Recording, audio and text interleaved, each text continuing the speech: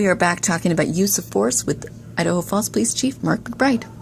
And then just to, a lot of times people, when they think of use of force, they obviously think of when an officer does have to draw their service weapon.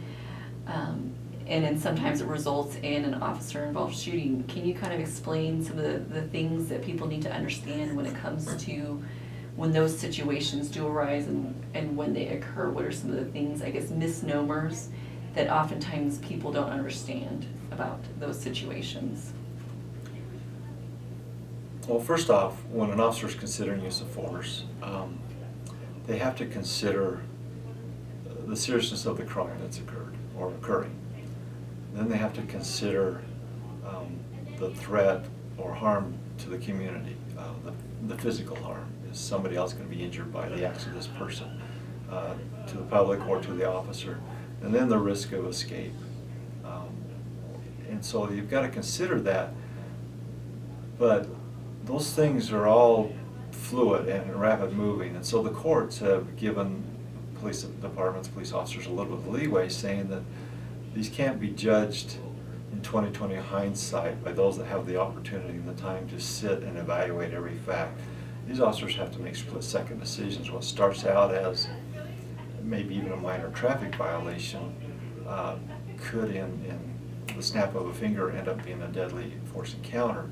And the officers have to go through these three tenets of the statutes to determine whether they can use force at all and what force is needed. And it's the reasonable amount of force that a reasonable officer would use is what the standard is also. It's not what the public judges to be reasonable. It's what the police judge to be reasonable from their training. We train in these situations on a regular basis, and I'd say the public doesn't recognize everything that an officer might recognize, every move, every tense, every muscle. We look for weapons that might be on an individual under certain circumstances to see what harm that might come to us or somebody else in the community. So we're trained to look for those clues, and when they present themselves, we have to take action. And so when a use of force situation occurs, then we have to look at it and investigate it. And the courts are the only ones that have the authority to determine whether it was unreasonable force. Now, those courts being either a judge or a jury. And so we look at those as an internal investigation and look at our policy and see if there's policy violations also. An officer-involved shooting does occur, what are the steps that happen after that to determine, one, if that was, I guess, warranted action by the officer, but also just overall what happens with that investigation? And the very first thing that happens is officer calls in, they've been involved in a shooting, then the command staff, their on-shift supervisor, command staff, they all respond.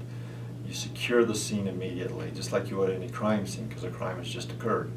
And it's investigated as a crime. And so we call in an independent investigation from outside agencies to investigate an officer-involved shooting so that they're not influenced by the local department, the agency that's involved. So that team comes in from throughout the valley, being as far as Rexburg down to Pocatello. Those officers come in and investigate it as a crime. So you freeze the entire scene until they get there and they start processing the scene. But in the meantime, we take the officers that have been involved and they're removed from the scene and they're isolated so that they can't converse with each other about what's been going on, so that when they give their statements to the investigators, it's their independent statement, their independent recollection of what happened, and not through a conversation with others that may have seen something from a different angle. So we have that. Then the officers are put on administrative leave immediately. And because we want to make sure, first off, the crime wasn't committed, and then that their emotional and mental status is such that they can come back to work and make those decisions again. So, and also the officer, during this investigation, all of their clothing and their weapons and everything are removed from the officer, basically stripping them of their law enforcement powers, and it's very degrading for them. But we do that to collect the appropriate evidence, to make sure there's nothing out of line or what they're telling us is appropriate. So these officers, they go home in civilian clothes, very deflated just from that act alone, but also because they don't come to work with the intent to hurt people. And now all of a sudden they're put in a situation where they could be charged criminally for making a poor decision, or the media backlash and the public backlash. It's a very trying time for the officers. So we go through all of that. The investigation is done by that independent investigators, and then it's turned into our prosecutor, who then reviews it to determine if there's a criminal violation or not. At the same time, we do an internal investigation, and that investigation will go to a use of force review panel. And that's made up of officers from our agency, mostly command staff, and then members of the community are also on that panel to review the use of force investigation and determine if there's any policy violations. So the officer is off duty at least until the prosecutor makes a determination that there's been no criminal violations, criminal acts by the officer. And at the point after we get the report from that criminal investigation, then we move forward with that internal review. And you said that the internal review is basically to see if there was any policy violations. So if in the aftermath there is policy violations, what occurs after that? Well, that becomes disciplinary. If there's a policy violation, obviously as an employee, you have to look at previous history, see if there's any repeat patterns or whatever. So, and it depends on the seriousness of the policy or what policy violation there is. So it could be anywhere from a training issue. It could be a change of policy that needs to occur that we recognize. It could be equipment issues. If it's actual discipline for the officer, it can be verbal up to including termination. It just depends on the level of the policy violation and their history in the department.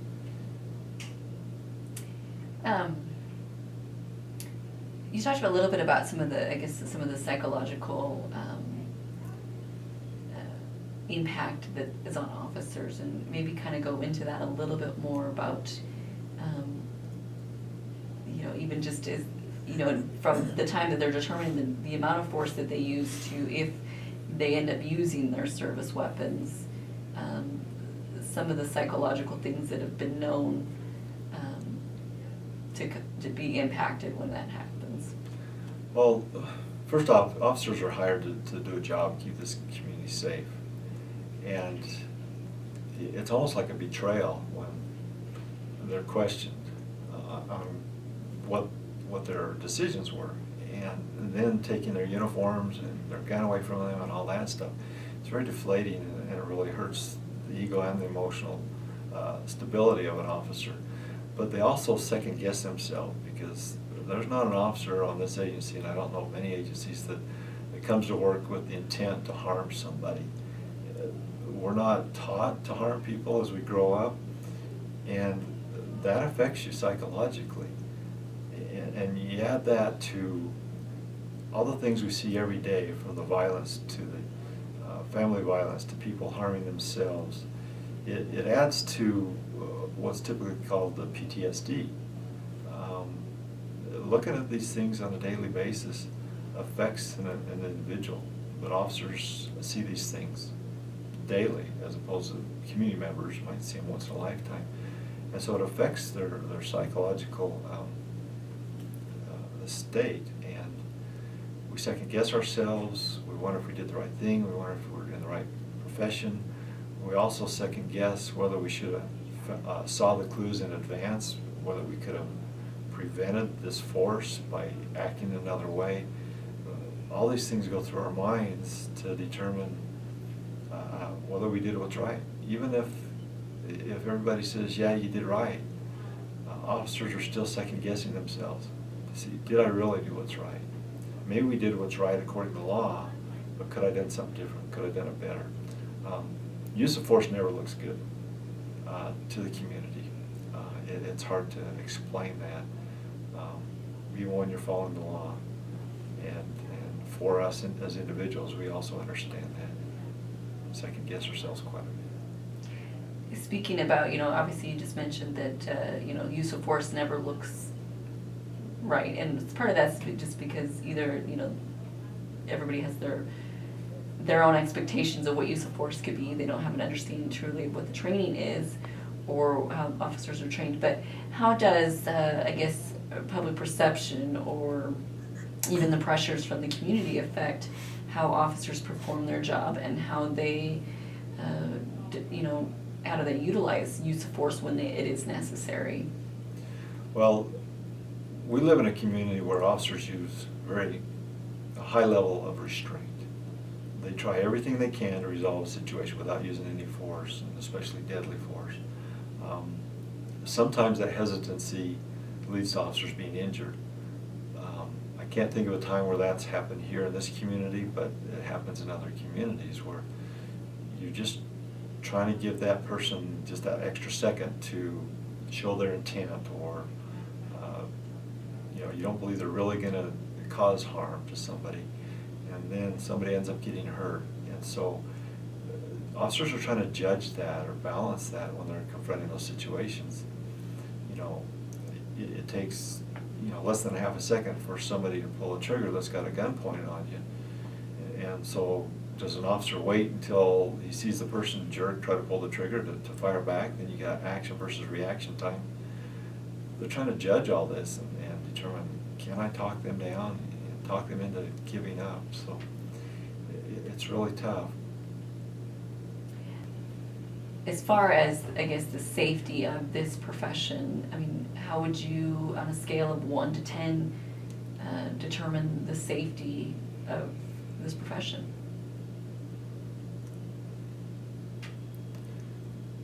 Well, when you look at the overall scheme of things, the number of officers injured and the number of officers killed in the line of duty, it's not that high. But I attribute that to the training and the equipment that's evolved over the years and the safety precautions that we use. But we seem to be seeing more and more violence. And I'm going to say the safety issue really in the community is at least an 8 or a 9 for lack of safety. Being in jeopardy of being harmed, because we're seeing more and more not only family violence and violence in the community where it takes more than one officer to deal with things, but less and less response to the requests from officers, and people are questioning their authority during the heat of a moment, and it becomes sometimes a violent encounter. Whereas if an individual would comply with the police orders, we go to jail or we get a ticket or whatever, then you come in with the purview of the courts, and that's where you need to air out your disagreements with the police officer's perception of you violated the law and you're going to jail. But I really see right now that officers are more at risk. Are you saying like nationwide versus? Nationwide, we're seeing more and more violence. Attributed a lot of it to drug use and stuff like that, but then there's also a lot of backlash from public perception of unlawful use of force versus the court's rulings on use of force. And it's filtering throughout the nation and causing more problems in the community, even local community. Do you, as far as some of this, especially with nationwide what's going on now, there's obviously a huge backlash. How, as a police department, how do you proceed forward with doing your job and trying to do the job that you've been asked to do, that you've volunteered basically to do? Coming into this profession, so how do officers proceed forward in that climate? Well, first off, I'll start with myself, is we've got to give the officers the tools, equipment, and training to go out in the community and do their job. That includes the verbal skills, that includes proper weapons and things like that. We have to make sure they have those tools to be safe. But then as we move forward, and it actually, the movement started probably 20 years ago. Community policing is what it's all about. Is we need to build relationships with the community, continue to build that, and that goes to how we act with each and every interaction with the public. We need to be building that rapport with those individuals, even those people we might be arresting or giving a ticket to. They're not going to be happy, but we need to end on a positive note to build that relationship. We need to be out in the community events, having conversations with the community. We invite the community into our station, our office, like citizens academies, things like that. We're involved in the schools, building those relationships, and that really helps with officer safety. When you build those relationships, those people will be there for you to back you up, to help you in situations. It also helps in solving crime. We need the community to help solve crime, and they need to be partners with the police department and us with them to make this a safer community. So it's all about that interaction that we have with the community. The community night out, there's another good example. Things that we do, just to try to get more in touch with the community.